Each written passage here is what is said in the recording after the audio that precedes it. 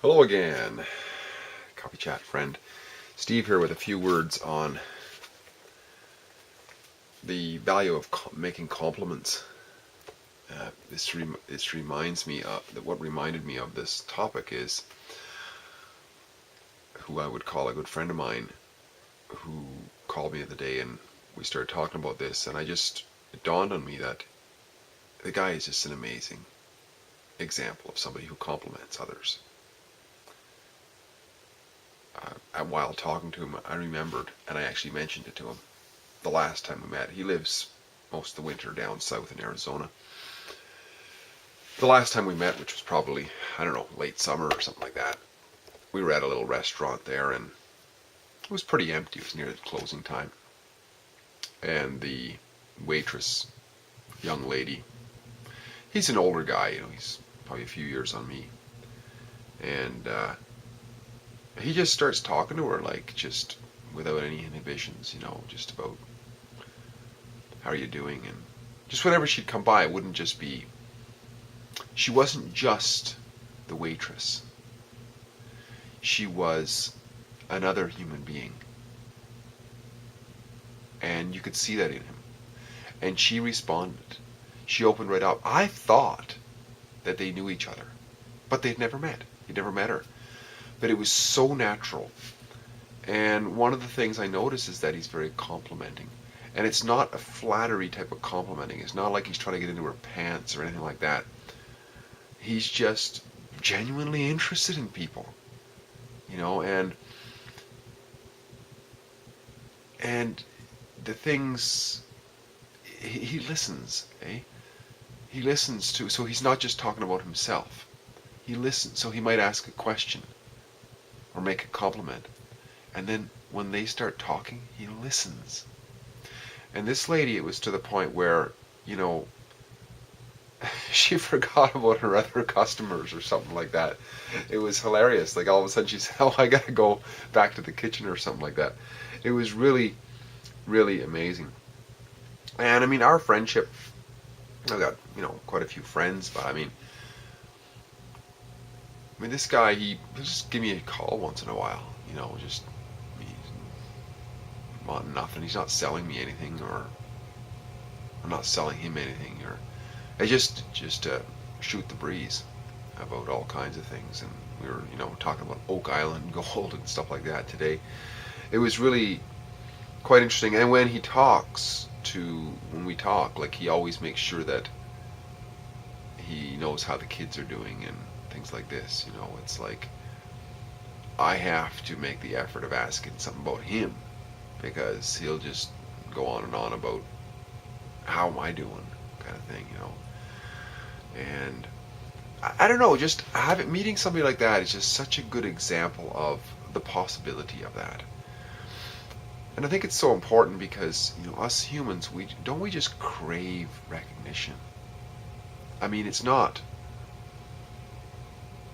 I think it's probably something very primal within us. If we get recognized within the tribe, we can get food. For example, if somebody was to completely ignore us, we would be left out, But we want to be included, most of us. And not all the time, but some of the time. And when somebody recognizes us as having value, so often we're not recognized for the value that we have. We don't even recognize ourselves sometimes as that.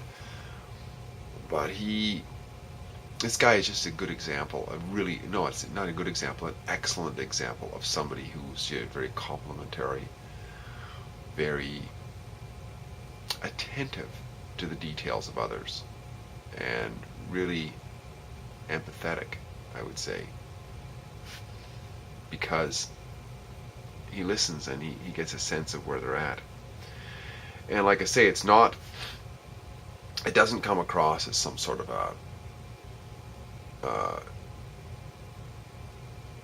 that he's trying to get something or dig something or whatever. It's just genuine interest. It's like somebody who's curious, who's looking through the grass for little bugs, like a little kid, who's looking through the grass for a little bug, and they find it, and they're overjoyed with a ladybug or something like that. This is what my friend is like when he's talking to somebody. And it's not that he's just hitting on chicks and stuff too, because I've seen him.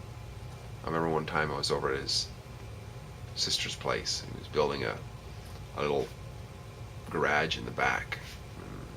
And that's the other thing. He's very helpful. He shows up wherever he can when he's got time. If somebody's doing something, one of his friends is doing something, or his family's doing something, whatever, he'll show up with a hammer, wanting to help out. And yeah, I mean, it was a guy there, and he introduced me to him, and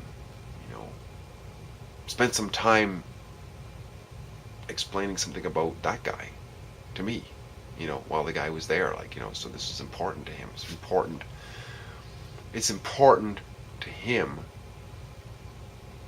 that I know something about people he knows about. So it's really quite a special trait to have, and it's something to probably for more of us to just work on, because that connection, that human connection, is so important, and that curiosity of others, quality of life. Well, it's just that I've said it before, and I'll say it again, because I really feel strongly about it, and though I'm in many cases pathetic at it myself, but the ability to foster and to create and grow and foster human relationships, like quality human relationships, and it doesn't even have to be agreement on everything. It doesn't have to be like everybody just towing the line of what somebody, like our friend's got to toe our line or something like that. That's not at all it. That's kind of the opposite. It's just accepting people for who they are and wanting the best for them. I mean, it's not as though we want to hang out with everybody, because some people are what they're doing is completely contrary to what we're interested in. And in fact, sometimes it seems completely destructive. But to show some interest and have like a goodwill for them, that is something that really really boosts up people. I was just listening to a talk given by somebody, and this guy is a historian actually, and he studied all kinds of history going way back. And what he found was that wars that try to conquer the other guy and put them in their place have never really worked. They always backfire eventually. Why? Because we're pushing our will upon people and they don't want it, right? However, if we accept them as they are, we kind of absorb, and we like what it is that we have to share kind of rubs off on them voluntarily. Then if we try to fight it and beat it into them, right? If we just hug them instead of punch them, right? It's kind of almost like that. We punch people, and we think we're putting them in their place where we want them to go, but inside there's a rebellion going on. But when we hug them, either physically or metaphorically speaking, we embrace and care about what they're saying, at least to the point of listening to it. And then we kind of show that we can be a friend, we can be a person of, or an individual of empathy and of value. So I give a big thumbs up to my friend, who has been a wonderful example of how to show appreciation. Hope this is helpful. My name is Steve. Look forward to talking to you again soon.